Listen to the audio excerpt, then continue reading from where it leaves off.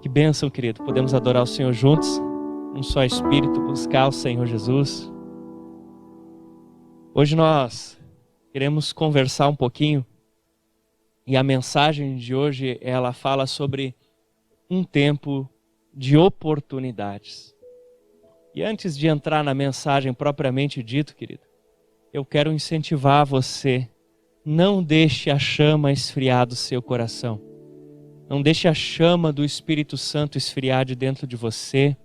Não deixe a sua busca pelo Espírito Santo buscar. Bem verdade é, queridos, que nós precisamos uns dos outros. Nós dependemos uns dos outros para nos manter quentes. Mas não deixe esse tempo de isolamento, de distanciamento, afastar a sua fé. Não deixe que isso comprometa, atrapalhe a sua busca pela presença de Deus, pela pessoa do Senhor, amém? Queridos, este é o nosso culto de celebração. Culto de celebração.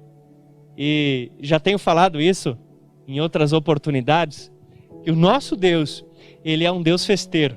O nosso Deus, Ele é um Deus feliz. Ele gosta, e se você olhar no Antigo Testamento e procurar a respeito do calendário dos judeus, você vai ver que Deus lhes pedia, lhes exigia muitas festividades. Você vai ver que o Senhor pedia que eles fizessem muitas e muitas comemorações.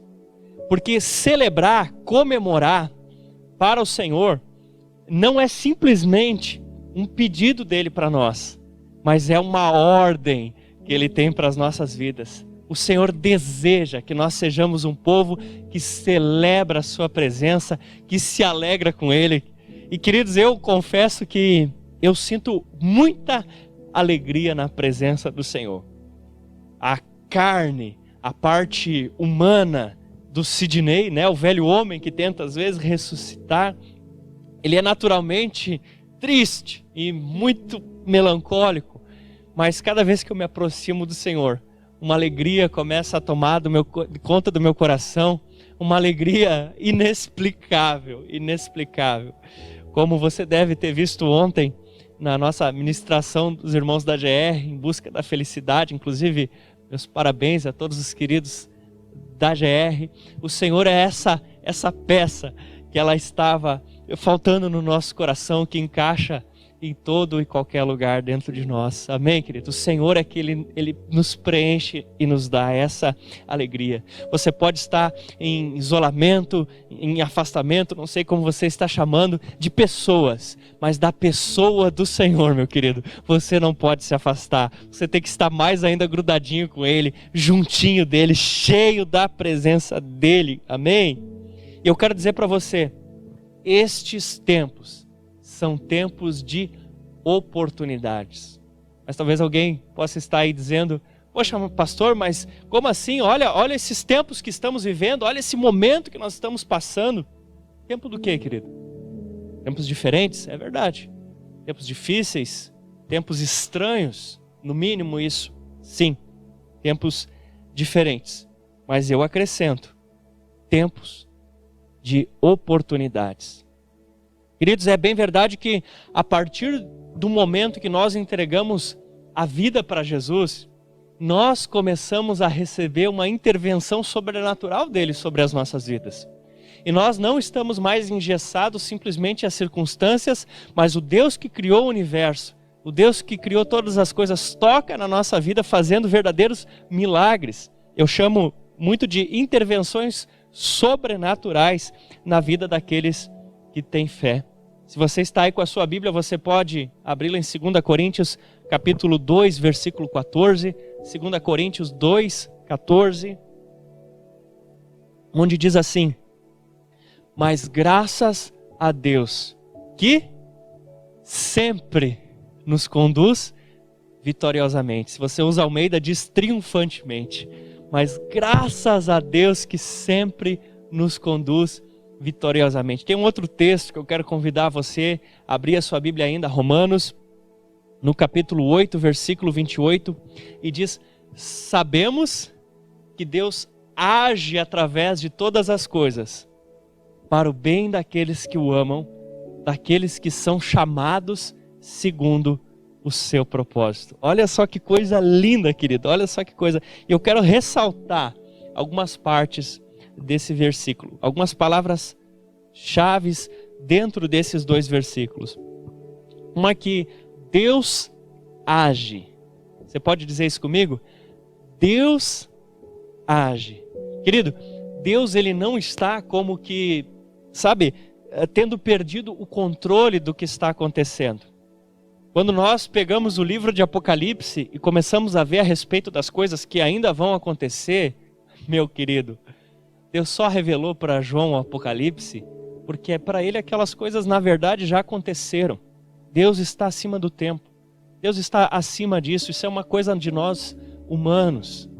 Você consegue entender isso? Deus, na sua onisciência, Ele sabe de todas as coisas. E dentro disso, na sua presciência, querido, Ele já sabe o que vai acontecer. Ele já sabe o desfecho dessa história de Covid, coronavírus e sei lá mais o que. Ele já sabe aonde vai dar isso. A despeito do seu livre-arbítrio, a despeito das suas próprias decisões e de quanto o nosso pecado influencia na história da humanidade, Deus não perdeu o controle. Deus sabe o que está acontecendo. E Ele sabe aonde tudo vai se acabar. E Deus está agindo. Deus está agindo. E é interessante que diz ali, através de todas as coisas. Através de todas as coisas. Uau! Todas as coisas, querido. Você consegue mensurar o que isso significa? Deus está agindo através de todas as coisas para o bem. Querido, Deus não trama o mal.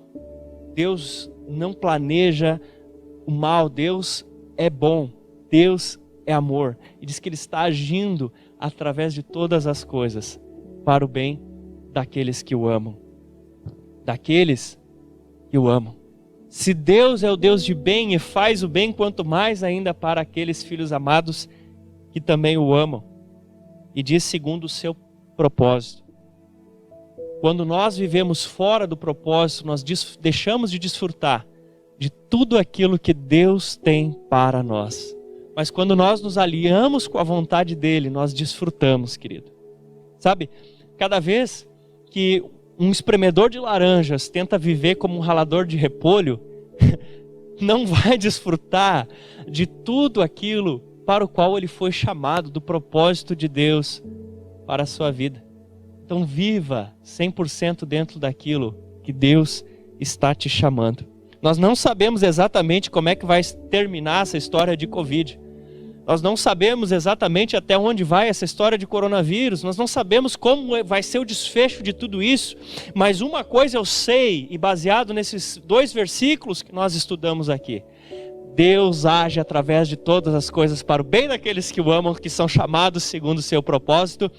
E em todas essas coisas, nós já somos mais do que vencedores. Amém, querido? Aleluia! Você pode dar um glória a Deus por isso? Aleluia. Querido, olha só. A vida de Jesus, ela é o maior exemplo. Ele é o maior exemplo de sucesso. Jesus é o nosso exemplo em tudo. E se você quer saber uma definição de o que é uma vida cristã bem-sucedida, olhe para o Cristo. A vida de Jesus é o maior exemplo do que um cristão pode desfrutar como sucesso. A vida que Jesus teve aqui na terra é o que mais pode ser descrito como alguém que desfrutou de tudo aquilo que poderia. Uma vida vivida 100% dentro da vontade de Deus. Você quer saber o que é vitória? Vitória é viver como Cristo viveu. Cristo, Ele passou sim dias difíceis. Ele sim enfrentou adversidades. Ele sim enfrentou lutas, mas cumpriu a sua missão. Mas, se você for olhar ao longo de tudo que a Bíblia relata, você vai encontrar Jesus geralmente feliz, geralmente satisfeito, movendo-se naquilo que Deus tinha para ele. Pastor, mas ali na sexta, nós recém tivemos a Páscoa, no sábado, no domingo, tudo que ele passou, toda aquela situação. Pois é, você está falando das situações de uma última semana. Ou talvez você pode me citar alguns momentos de enfrentamento com fariseus e tudo mais. Ele passou dificuldades. Ele trabalhou arduamente. E no seu trabalho tinha dias que ele tinha que caminhar 30 quilômetros. Ele era que a gente chama hoje o ministro do púlpito. Ele dedicava-se exclusivamente a isso. Mas, meu querido, não me venha dizer que outra pessoa teve mais sucesso do que o sucesso que Jesus teve. Amém? 100% de sucesso. E a vida de Jesus, ela não foi uma vida pacata de sombra e água fresca. Não é desse tipo de oportunidades que nós estamos falando. A vida de Jesus aqui na terra, ela teve emoção, ela teve desafio, ela teve dificuldades, trabalho, ela teve suor. E essa é a vida com Deus, querido. Uma vida de ação, de aventura, de trabalho, de dedicação. Esse é o sucesso que Deus tem chamado para nós. Não que tudo cai de mão beijada e a gente não faz nada, mas do agir do Senhor através das nossas vidas. Amém, querido? Pastor Cho conta um ditado de algum outro país, e nesse ditado, que não reflete bem a realidade, mas a título de informação, ele diz que pergunta-se, né, se num país tem neve, porque segundo eles, o país onde existe neve, existe prosperidade. Por quê? Porque, segundo esse ditado, o simples fato de haver neve num país faz com que as pessoas tenham que ser super esforçadas e inventar muitas coisas para simplesmente se manter vivas. E isso acaba gerando um novo estilo de vida, de correr atrás das coisas, de ir adiante, de não desistir. Nesse caso, é a adversidade que gera a prosperidade. Quantas vezes na sua vida a luta, a provação que você estava enfrentando, instigou você à santidade? Hã? Você estava vivendo assim, meio daquele jeito, mas aí veio a luta, veio a tribulação, e aí você resolveu santificar-se mais, consagrar-se mais ao Senhor. Tempos de crise são tempos de oportunidades. É a insatisfação no emprego que abre as portas para um emprego melhor ainda. Porque se tivesse tudo bem lá, ninguém saía de lá. Você já ouviu falar, e quero te contar a história, do maior empreendedor do Brasil. Do brasileiro que já abriu o maior número de empresas aqui no Brasil. Você já ouviu falar sobre ele?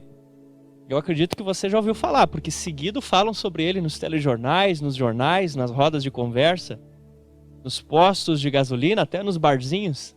Se fala muito. Maior empreendedor do Brasil. Sim, até nas rodas de chimarrão e misericórdia de fofoca, fala-se. Pastor, quem é o maior empreendedor que abriu o maior número de empresas no Brasil? O desemprego. O desemprego. Porque muitas e muitas pessoas, ao ficarem quase que desesperadas, sem saber de onde tirar o seu ganha-pão, elas saíram e disseram assim: já que não consigo emprego, vou abrir minha empresa, vou fazer alguma coisa. Mas morrer de fome é que eu não vou. Porque situações adversas, elas nos levam a buscar soluções criativas. Elas nos levam a buscar uma saída. Mas quem não se sente perdido não está buscando uma saída.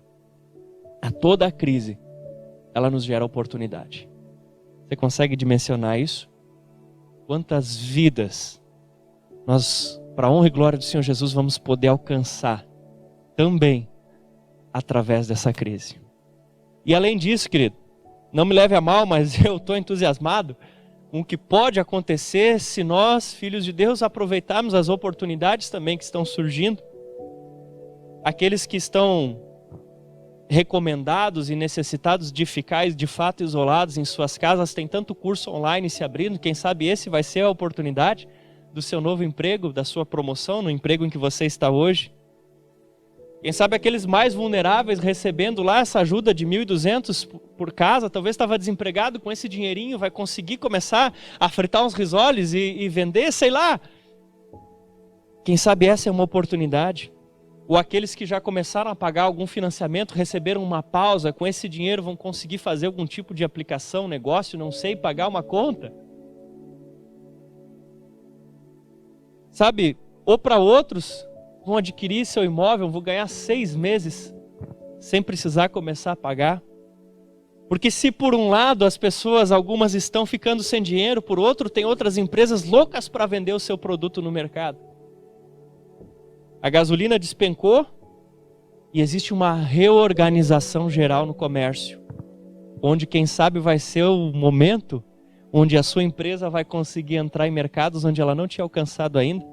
E se a sua empresa já está bem estabelecida, talvez esse seja o momento onde ela vai conseguir lançar um diferencial e vai conseguir crescer mais ainda. Pastor, por que você está falando essas coisas? Porque eu estou dizendo, não se desespere. O Senhor está cuidando da sua vida. O Senhor está cuidando das suas finanças. O Senhor está cuidando da sua família. O Senhor está cuidando da sua saúde. E o Senhor pode transformar esse momento de crise na oportunidade que você está precisando, para que a bênção do Senhor possa alcançar a sua vida com mais força ainda do que tem alcançado até agora. Eu aprendi com o pastor Lucas que a Grendene fabricava antes aquela cestinha do garrafão de vinho, e situações aconteceram e eles resolveram diversificar um pouco e fazer também calçados. E hoje você vê que grande empresa se tornou essa. Quem sabe essa é a oportunidade para você, não sei, quem sabe abrir o seu negócio, quem sabe expandir seu negócio, quem sabe alcançar novos mercados, quem sabe aproveitar que todo mundo está na internet, fazer um grande marketing digital. Mas querido, o Senhor não te deixa desamparado. O Senhor está cuidando de você, está cuidando da sua família. Amém? Aleluia. Tem muitas pessoas nesse momento, por aí afora, que elas estão emocionalmente abatidas, emocionalmente mexidas. E quando tudo isso passar, possivelmente vão estar numa situação pior ainda. Mas você precisa estar fortalecido no Senhor, para que você seja uma resposta para essa geração em todos os sentidos. Quem sabe você vai ganhar vidas através da sua oração, curando enfermos, expulsando demônios, ou através do seu ouvido, escutando essa pessoa e sendo um ombro amigo para ajudá-la nesse momento de dificuldade. Mas talvez você vai ser usado para tocar no coração dela, através de ter condições para lhe alcançar um saco de arroz quando ela estiver precisando. Mas esse é o tempo de você ser cheio do Espírito Santo, cheio da vida que Deus tem, para quando essa nuvem escura passar, ou mesmo quando ela aqui estiver, você seja o grande farolete do Senhor. Vós outrora erais trevas, porém agora sois luz do Senhor. A Bíblia também nos diz, não se pode esconder a lâmpada debaixo da cama, mas se coloca sobre o velador. E também diz, ninguém esconde a cidade construída sobre a colina. O Senhor deseja fazer com que você brilhe a luz dele, para que as pessoas encontrem a luz do Senhor. E a luz do Senhor, ela possa atraí-los e possa ser uma oportunidade de restauração para essas vidas. Você crê nisso? Amém? Amém? Aleluia! Esse é um tempo de grande colheita espiritual. Querido, não é só porque você está em casa que você não precisa interagir, dando um amém, dando glória a Deus. Esse é um tempo de grande colheita espiritual. Fala para a pessoa do seu lado para matar a saudade, está aqui no culto. Fala, esse é um tempo de grande colheita espiritual. Então, se é um tempo de grande colheita espiritual, não é o tempo de você maratonar toda a Netflix. Não é o tempo de você ler todos os posts das redes sociais.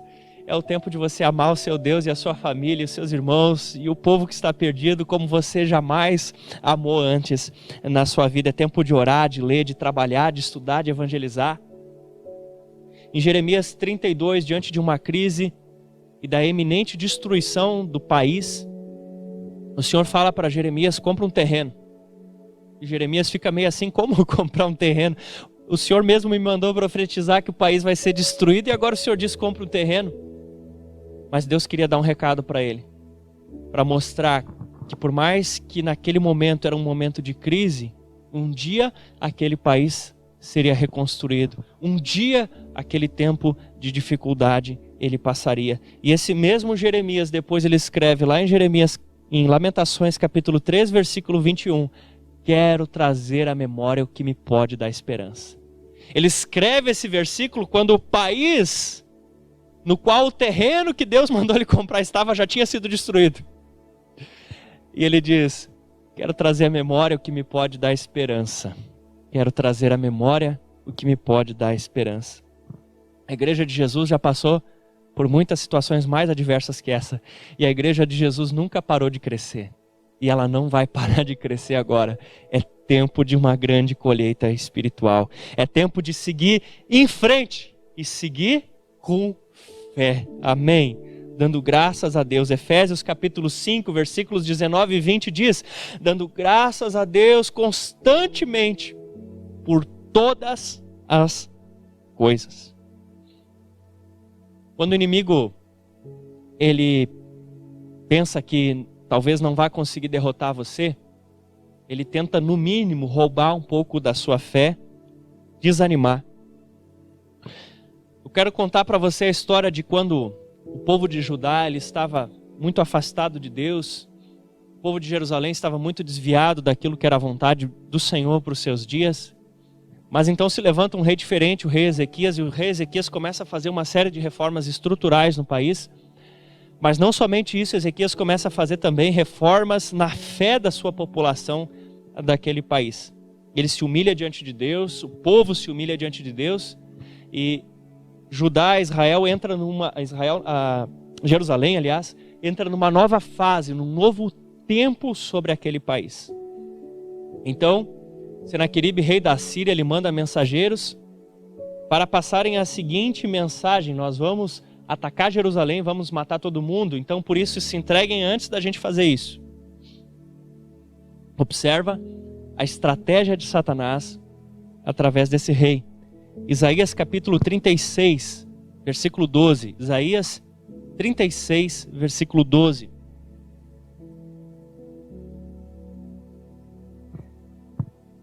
Os mensageiros do rei Senaqueribe, eles se posicionam próximos à muralha de Jerusalém e eles têm uma mensagem agora para transmitir. Olha só o que eles dizem em nome do rei da Síria, o rei que queria destruir Jerusalém. O comandante, porém, respondeu: pensam que o meu senhor mandou me dizer essas coisas só a vocês e ao seu senhor? Não, aos homens que estão sentados no muro. Pois como vocês, eles terão que comer as próprias fezes e beber a própria urina. Aqueles mensageiros do diabo, eles se posicionam junto às muralhas. E eles têm uma notícia do capeta, do rei inimigo que queria destruir Jerusalém. E a notícia era essa. E quando eles chegam ali para trazer aquela mensagem, começa a se aglomerar todo tipo de pessoa junto à muralha.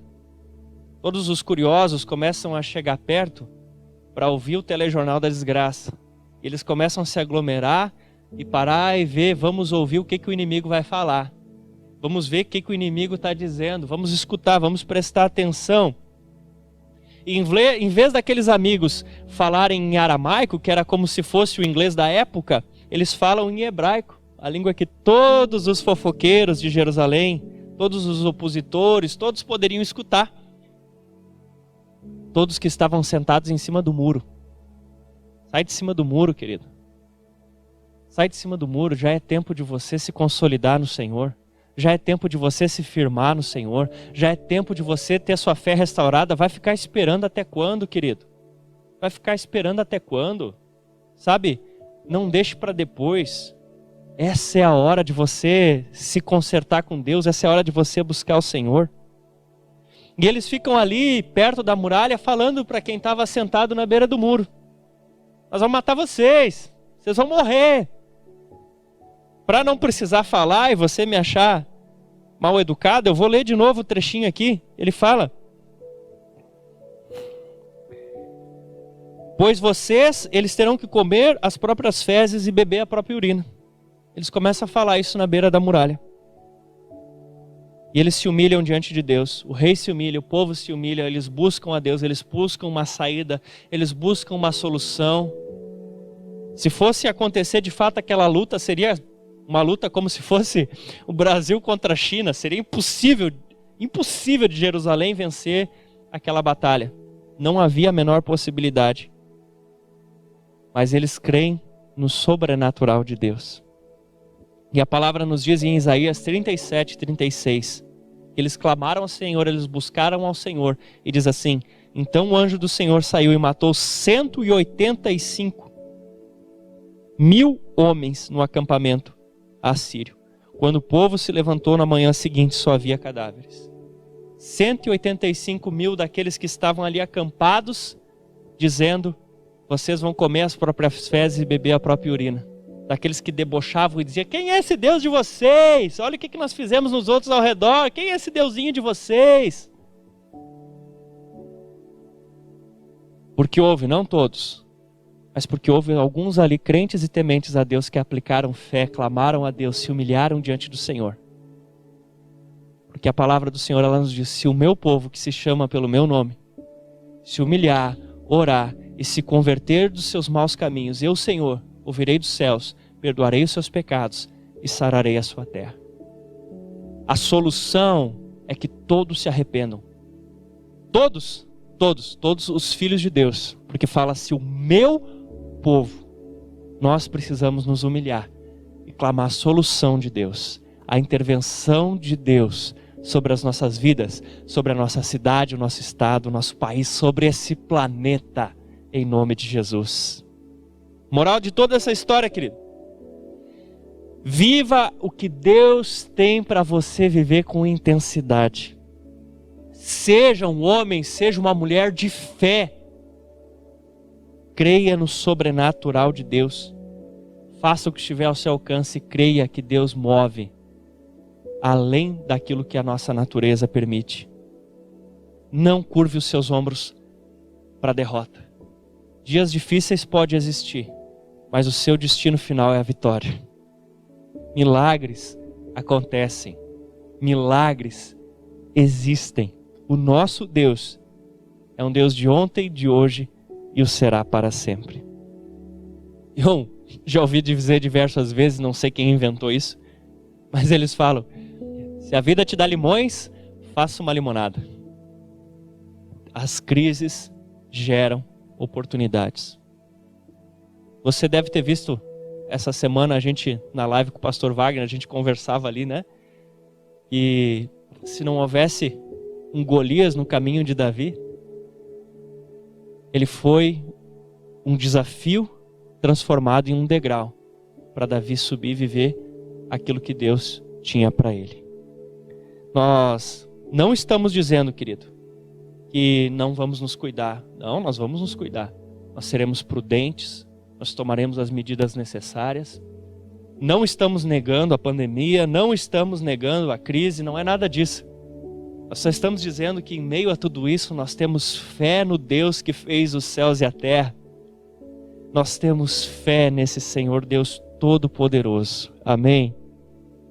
E nós decidimos crer e andar em fé que esse Deus está agindo através de todas as coisas para o favor daqueles que o amam e são chamados segundo o seu propósito. E que em todas essas coisas nós somos mais do que vencedores. Amém? Eu repito, a igreja de Jesus já passou por coisas piores, mas a igreja de Jesus nunca foi destruída e não será, porque o noivo, ele já está pronto. Jesus está pronto e ele aguarda a sua noiva. Noiva, para de demorar. Noiva, para de se atrasar. Igreja do Senhor Jesus, adorne-se com os vestidos brancos da santidade, porque o noivo já está lá esperando para essa festa, chamada as bodas do Cordeiro. Eu me lembro o dia do meu casamento. Eu estava lá primeiro, ansioso, na expectativa, esperando. E entra a minha noiva, linda, toda de branco. O Senhor Jesus, Ele está nos esperando. É hora da igreja se aprontar, para nos encontrarmos com Cristo nos ares. Aleluia. Aleluia. Faça alguma coisa.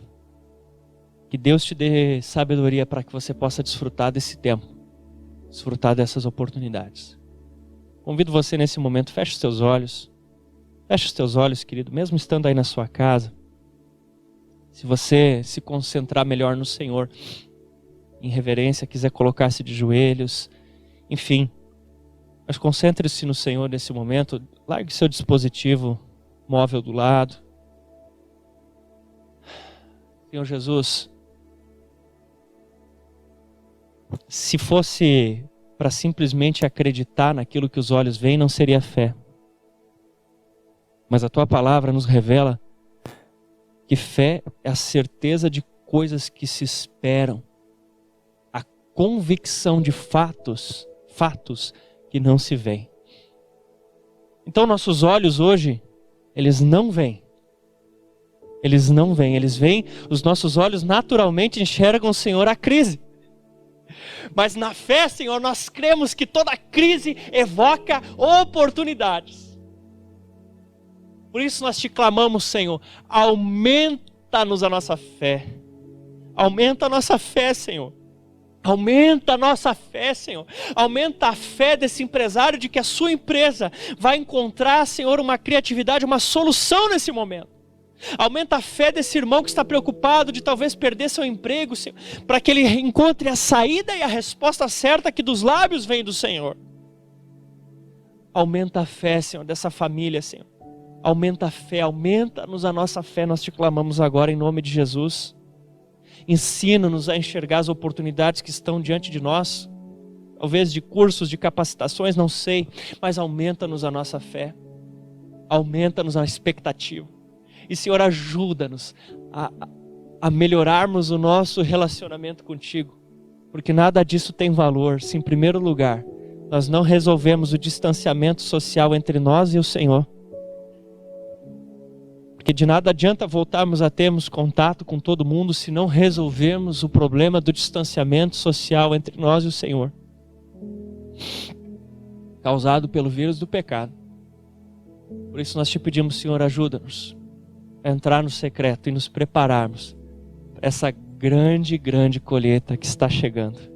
E nós sejamos a luz que a humanidade precisa nesses dias. Nós abençoamos Caxias do Sul, o Rio Grande do Sul, o Brasil, em nome de Jesus. Abençoamos nossas autoridades e abençoamos essa terra, Pai, no nome de Jesus. E nós repreendemos toda a peste perniciosa, toda a seta do diabo, toda enfermidade. Sai de perto dessa igreja, destes irmãos e dessa cidade. Em nome de Jesus é que nós oramos. Amém e amém. Que Deus te abençoe, meu querido. E você possa desfrutar de tudo aquilo que Deus tem para você nesses dias. Amém? Um grande abraço.